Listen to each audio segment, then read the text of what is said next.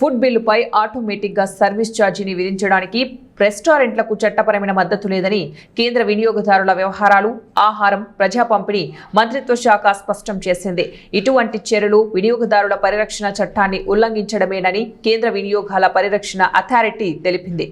ఈ నిబంధనను పాటించని రెస్టారెంట్లపై చర్య తీసుకునే అధికారం CCPAకు ఉందని ఢిల్లీ హైకోర్టు 2025లో తీర్పు చెప్పింది. 10% సర్వీస్ ఛార్జీని ఆటోమేటిక్గా వేస్తున్నారని రెస్టారెంట్లపై నేషనల్ కన్స్యూమర్ హెల్ప్లైన్లకు ఫిర్యాదులు వెళ్లాయి. దీనిపై స్పందించిన CCPA స్పందించి దేశంలోని 27 రెస్టారెంట్లపై చర్యలు తీసుకుంది. CCPA 2022లో జారీ చేసిన మార్గదర్శకాల ప్రకారం సర్వీస్ ఛార్జీ గురించి ముందుగా కస్టమర్లకు రెస్టారెంట్లు తెలియజేయాలి. అనంతరం కస్టమర్లు స్వచ్ఛందంగా చెల్లించొచ్చు. కస్టమర్లకు బలవంత పెట్టకూడదు. సర్వీస్ ఛార్జీని చెల్లించడానికి తిరస్కరించే కస్టమర్ను రెస్టారెంట్లోకి ప్రవేశించకుండా నిరోధించకూడదు. అదేవిధంగా సర్వీస్ను నిరాకరించకూడదు.